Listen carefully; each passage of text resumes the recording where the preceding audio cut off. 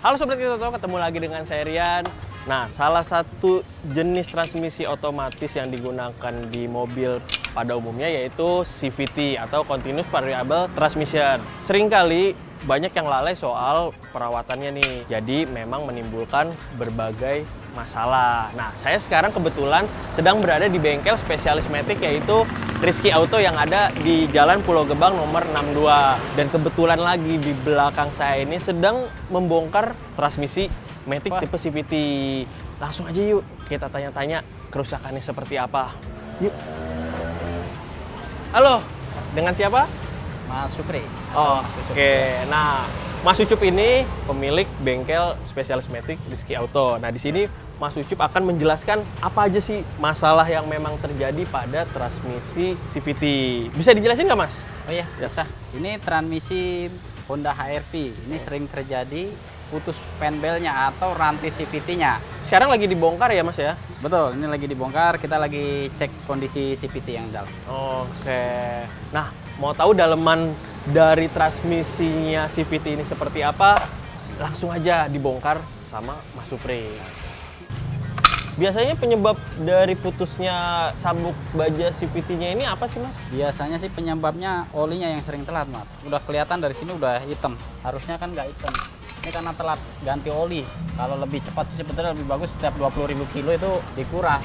Oh, harusnya biar lebih bagus, ya. Harusnya 20.000 kilo itu memang idealnya harus dikuras oli, Iya. ganti yang baru gitu ya. Betul, atau diganti aja, nggak perlu dikuras juga nggak masalah. Yang penting olinya tetap bersih dia. Karena kalau menurut transmisi ini sendiri kan 50.000 kilo. Kalau saran dari pabrikan itu ya berarti ya? Itu untuk saran dari pabrikan 50.000 kilo. Kadang-kadang pengguna kendaraan ini udah 50.000 kilo juga masih terlewatkan.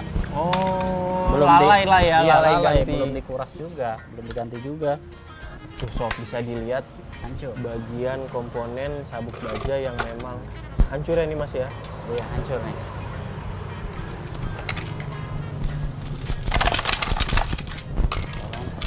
Ini sensornya pun biasanya kena. Kalau gejala yang dirasakan oleh pengemudi kalau memang transmisinya sudah mulai bermasalah seperti apa sih, Mas? Biasanya ada sendat-sendat, cuman dipaksa jalan terus, dia langsung putus. Jadi memang sebenarnya jalan dari mobilnya itu udah nggak seperti normal, tetapi dipaksakan ya. Iya. Mas Ucup, ini kan tadi kan kita udah lihat nih kondisi penampakan sabuk CVT baja yang CVT yang memang sudah putus ya. Bisa dilihat nggak sebenarnya bentuk sabuk baja yang memang masih bagus itu atau yang memang orisinil seperti apa sih? Ini posisi sabuk yang masih bagus, belum putus ya. Oh, ini berarti Ya. yang aslinya ini sebenarnya sabuk baja seperti ini ya. Betul. Kerusakannya Ini tidak itu di bagian mana sih sebenarnya yang putusnya itu, Mas Ucup? pertama dia kerusakan di bagian lapisannya. Ini kan ada beberapa lapis, jadi dia patah. Lapisan sini nih patah, nanti lapisan berikutnya akan patah lalu terurai.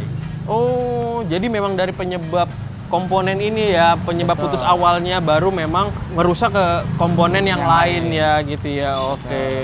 Untuk kondisi CVT-nya ini sebenarnya ada tipe khusus nggak sih yang gampang rusak atau memang semuanya? Ada transmisi mobil lain juga ada yang rusak juga. Gitu.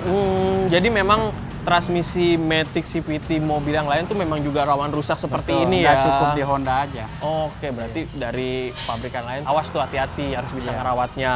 Nah, kalau untuk harga nih perbaikan transmisi CVT untuk penggantian dari sabuk baja ini berapa sih, Mas Ucup? Kalau untuk harga, untuk di kita itu ya minimal dari harga 13 juta itu sabuk CVT berikut puli 2 ini sampai 18 juta. Tapi kalau ganti SI komplit itu ya cukup mahal.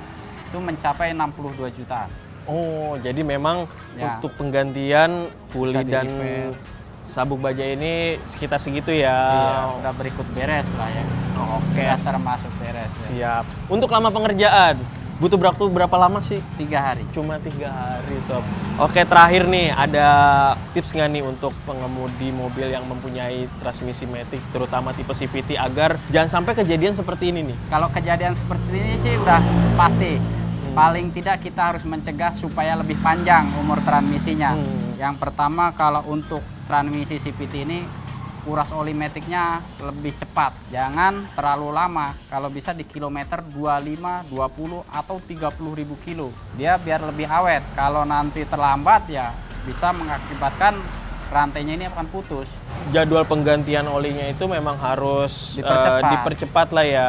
Karena kondisi jalan Jakarta ini kan macet. Ini mesin kan hidup terus, jadi panas kan gitu. Nah, untuk bagi yang sering kuras oli metiknya yang rajin, biasa di kilometer 20 atau 25 atau 30, biasanya kilometernya itu mencapai 250.000 kilo, baru dia ada trouble. Tapi yang sering lalai 50 sampai 80.000 kilo itu sering terjadi putus di kilometer 110, 120. Nah, ini HRV baru 120.000 kilometer ini udah putus.